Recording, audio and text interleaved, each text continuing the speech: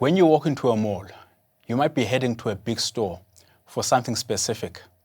Those items on your shopping list, or monthly essentials, or groceries. But let's be honest, most of us end up popping into 2 or 3 extra shops we didn't plan for. And more often than not, it's the line shops that pull us in. They are the places where you find a bargain, a last-minute gift, something fun for your kids, or something you didn't know you needed until you saw it. I am Vuso Majija, and this is the Retail Exchange, brought to you by Fortress Retail, where we unpack what really makes retail space work in South Africa.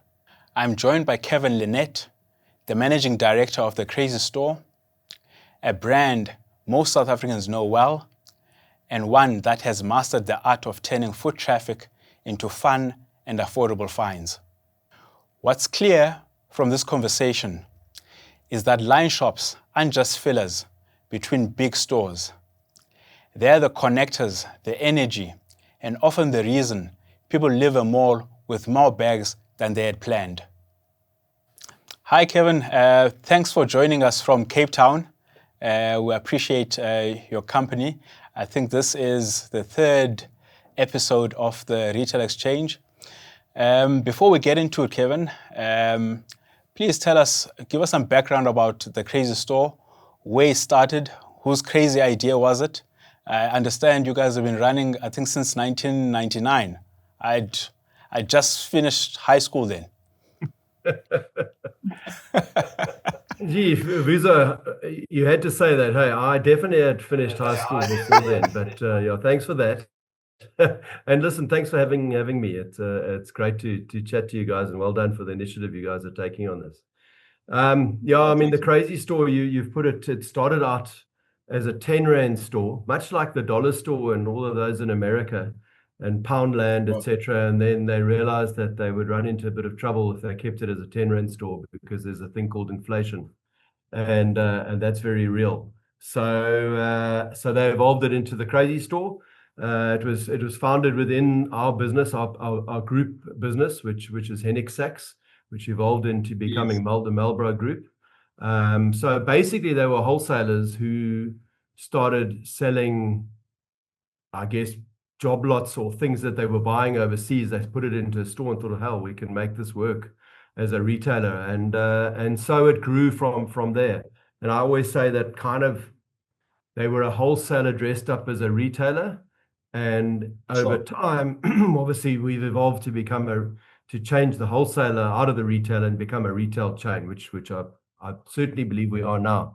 So that's how we evolved and moved away from just being a 10 Rand store to a broad-based general variety store offering really good value and a big width of products, a big product range. Yeah, I know your brand very well, and I think most of us know your brand very well. I think I've told you before that my kids enjoy your brand. I mean, so Vuyo, my wife, took our kids to Grahamstown last week, and they've got this thing, and she needed a way to entertain them. So they've got this thing that they like to do. They run a budget challenge. So 2 girls, so 100 Rands each, a budget challenge. And they did that in Grahamstown, and they were entertained for the day. So that often happens in my house. But Kevin, so let's get into it. As I said, we all know your brand, and we all know that you're a line shop. There are also anchor tenants in shops. You've got about 500. Last time I checked, you got about 500 stores around the country. So, what role do line shops play in the ecosystem of a shopping mall? Why are line shops or stores like yours important in a general shopping center in South Africa? Yeah, thanks, Vuso. Yeah, we've got 529 stores at the moment. I think to answer the question, I'd actually say, first of all, that the anchors are very important. So the line stores, certainly, it's not a choice necessarily. The anchors are important to us, and they're important to a shopping center. But if I look at probably in the last 5 years at some shopping centers which have become quite small, sometimes with maybe an anchor and maybe 9 or 10 line shops, so for lack of a better word. And very often those shops are the same shops that you'll find in another small center. If I have a crazy store in that center, I'll find that the turnover won't be as good as it could have been in a center that offers more. Okay. In a roundabout way, I think the more variety and the more interest and the more color, texture, mood, surprise that's in a center, I think the better for a center. People, they know what they're going to get from certain places, and that's really important. And I think South African retail is of the best in the world. Obviously, I'm biased, but it really is. I think we've got amazing retailers. But to have different splashes of color out there, I think is really important, because it's a bit like going to a shopping center and you want to buy yourself a new pair of shorts. I'm not going to go necessarily to the center that's only got one clothing shop in it, because I personally need to go in and I need to satisfy my need and get that pair of shorts. So if there's only one, there's a risk. So I think the more the line shops, the more interest, the better. I think it's really critical for a center. I think it's very, very important. Obviously, a tight neighborhood center is a different story, where it's really about convenience, end of day shopping, or popping down to get something because you didn't have it. That might still be a bit different. Yeah, and I completely agree with you. I think we also see that the more mass, the more variety you have in a shopping center, the more people you attract. So yeah, I'm completely aligned. I might, if I can, Vuzo, add something to that. So I don't know, you've got young kids. My kids are older now, but it's quite hard dragging, be it your wife or husband or children, into a shopping center at the best of times. I know it's hard for me sometimes to go in and there's, maybe you're going clothing shopping, you don't want to be there. So if it's got something to offer to the whole family, everyone's happier, everyone spends longer in that center, because they're not just sitting on a bench waiting for their partner to try on some items of clothing. There's actually things for them to do.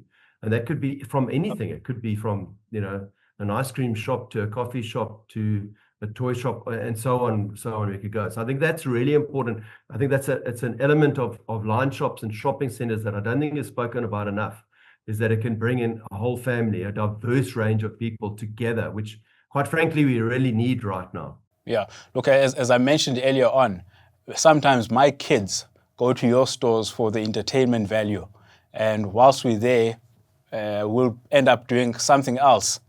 So completely buy it. So your stores focus a lot on impulse buying and treasure hunting. Was that your initial strategy, and is that an intentional strategy from your company? Yeah. Well, I've been here almost 14 years now, and when I joined, and it's still the same today, the byline is, hey, you never know what you might find, which certainly talks to that treasure trove and the surprise, and you never know what you're going to find in a crazy store.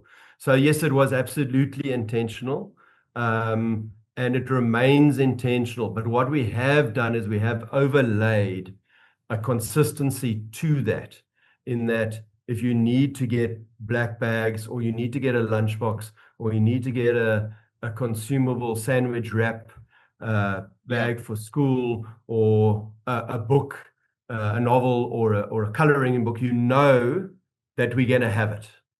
So we've overlaid it with the consistency and the expected. So yeah, it is about the unexpected, but it's also now very much about, I know that the crazy store will have what I need, and I'll get it from. I need safety pins for my road race on Saturday, and normally they don't give me enough at the race entry. I'm going to quickly pop down to crazy stores and know they'll have safety pins. So you need that. You need to balance it with the consistency, because there's nothing worse than going into a shop or wherever and you're expecting to find it and it isn't there. So that's very important to overlap the two. No, 100%. And before we move into the property stuff, I just wanted to find out, who would you consider a competitor in your space? I know there have been a lot of other variety shops that have come into the into the space, but I can't think of a specific person who would be a competitor to your business? Yeah, that's an interesting question. Yeah, we got lots of competitors, but they're dressed up in different different looks, I guess. So I think everybody is playing in everyone's space right now. In fact, I think retail is a bit muddled. Everyone's branching out and trying to do what everyone else is doing, and you're seeing things popping up in stores that you wouldn't have expected to see them there, because everyone's trying to get whatever they can extra turnover on the table, because it's not easy out there. It's not a thriving economy. So I think they're trying to capture as much as they can. But direct competitor, there probably isn't a direct competitor at the moment, apart from the Chinese outlets that are out there. And obviously online as well would be a direct competitor. They play, though, very much just on a price perspective. Sure. Where we don't. We certainly talk value, but we need quality and consistency to back that up. No, 100%. I think your point you made earlier on, that everyone's trying to steal everyone's pie, you can see that, and I think that has been the general mood of retail. Yeah. Unfortunately, I think that changes only when the economy grows. Because not even on the grocers, you can see that they're eating each other's pies. You can see that in the fashion guys, they're all eating each other's pie.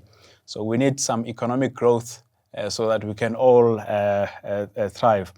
But to change a topic, how do you partner with people like Fortress and other landlords to make sure that your store placements, your designs support your business goals for growth? Yeah, it's very important. So I think first of all, within our team, we've got to have people that absolutely understand our business, and I think we're very lucky in that we've got a property director in Gail Momsen who really understands our business and property from both sides, from a landlord perspective as well as a retailer, because I think it is a two-way street, and I think people often forget that. And coupled with that is open and honest communication. And sometimes that doesn't always go down the right way, but it's rather better to say, look, we cannot be in this position, or we can't be here, or we need to be next to Checkers, or we need to be next to Woolies, or we want to be next to Avida E. We need to be clear about that so that they know, what will be best for us. And if it's best for us, it means we're going to bring the feet into the center that we need and you need, and together we win. I think the other thing that's important is to say as a retailer who we don't believe we can trade next to or with or alongside. And I find that sometimes that's a bit misunderstood. It's not maligning a brand or saying that that's not a good tenant. It's saying that the mix doesn't, or the tenant mix that they're bringing doesn't work with us. Yes. We each do have our own little pools. So I think that's critical. I think if we get that communication and people understand that, then it works really well. Yeah, I think that communication is probably happening or started to happen some time ago, because I think for a brand like yours, I can't recall you closing many stores. So clearly you must have found a way of working with your landlords and found that spot that works for you. So we do close, and probably of late we've closed more than normal, but it's very much, you would know, around demographic shifts. Absolutely. And in many instances, a new mall being built in a better position. Yeah.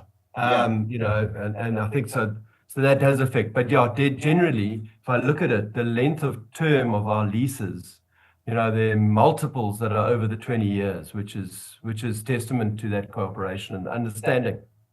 Yeah, no, definitely. I mean, we spoke earlier on about the tough economy, and your brand specifically offers value.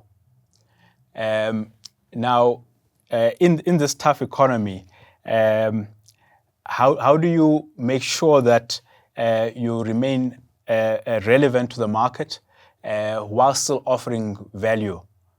Yeah, a very important question. I think firstly, you have to be on top of your brand, and you've got to make sure that your brand is credible, and we've got to remain trustworthy to our consumer. So those are the two starting points. I think the risk that we face, or retail has faced over years and years and years and decades and centuries probably, is this: as things get tough, we start saying, well, we'll match prices, and we cut price down to bare minimum, or we actually end up cutting our own hand off or nose off to spite our face. So I think it's about being consistent from a value perspective, and from an expectation perspective, so that when that consumer comes in, they know what they're going to get, they know what they're not going to get, and they're satisfied with the consistency and the convenience of it. So I think convenience is really important in the modern day person's lives. You know, so crazy store there, 529 destinations. You're going to go in and you know what you're going to get, and you're going to find it, and you're going to get out probably pretty quickly. At a good price. So when things are tough, I don't think that making it cheaper necessarily solves anything. It needs to be affordable and of good value. And convenient. I mean, I've noticed that the crazy stores that I frequent are not at the big malls. I think when I go into them, it's more your Kailami store and your Melpo store when I'm in Cape Town. Those are the type of stores that I frequent. So I take your point on the convenience, and I take your point on keeping it simple, because I know what I'm going to get there. I'm not going to spend many hours in there. I'm going to go in, the kids are going to get where they want to go, and I'm going to go. So I take that. And online, Kevin, do you guys have an online presence? And how does that work? And what's your thinking around that? We don't. You know, we don't have an online presence. And it's a big debate always within our group. You know, online is the flavor. If things are going wrong, we go online. I see all the listed retailers reporting that their online sales have grown 43%. The fact that it could be off a small base, you know, percentages are very dangerous things. Rands talk a lot better than percentages. But our biggest challenge from that perspective is that our average unit sells for about 35 Rand. Sure. So, and our average basket rolls in at 135. So we're reticent to do that because we don't see how, you know, they're going to, it's not worth a consumer's while paying, even if it's 35 Rand on a 100 Rand purchase. It's a very low rate of return for them. The other thing is that we really believe, we're very keen on ensuring that we keep customers coming into our stores. I mean, I certainly do a lot of online shopping myself, but I do know that I'm not buying all the things that these guys are offering that are magnificent. And when I walk into a store, especially a grocery, I walk out of there a lot more than what I'm buying online. So, and that is partly to go back to your original question about the surprise and the delight and how you never know what you might find. We need to keep bringing them back into our stores. So online isn't a big focus for us. And from a cost perspective, I'm yet to be convinced. I've yet to see any published results of any of the online sectors or segments of other retailers as to how much money they're actually making. It's a tough game, but it's a very important game, and some people are doing it incredibly well. But for us, no, it's not on our cards at the moment. It's not a target. No. Yeah, I think another interesting point when we're talking about online. I mean, I've looked at online sales. Again, it goes back to the point that the pie is not growing. So the online itself is also eating from that same pie. So whilst it's eating from that same pie, turnovers from stores, it's eating those turnovers from stores. So we do need to keep people coming back into the shops. And it goes back to the point we were making earlier on, that we're all fighting for the same brand, same market. And to that point, with things like online, with competitors, etc., how do you keep your stores refreshed and how do you improve experiences within your stores? I'm sure that's something that you guys are constantly worried about to keep your stores fresh and keep people coming back into your stores. Yeah, very much so. First of all, the store, you've got to spend your money on your stores. You've got to keep revamping them. You've got to keep making sure that they look great. They need to feel safe. They need to feel unthreatening, which I think our stores definitely are because of the low prices and the low intensity. And it needs to be friendly. And we do spend a lot of time. I guess I'm old-fashioned. I still believe that retail is about a relationship between a customer and the staff member stroke the store that they're in. And we've run a 5-star service program now for well over 12 years, and every year we add another level to it to keep adding to, not peeling away from the onion, growing the onion, making it a bigger onion, so to speak. And that's really, really important. And then from a store perspective, in-store is very important, where you can show different levels of what we're offering.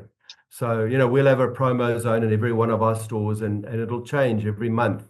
We'll bring something into that promo zone that'll be a different category. It might be a category that we think is hot at the moment, or a category that's interesting or relevant to a particular time of the year.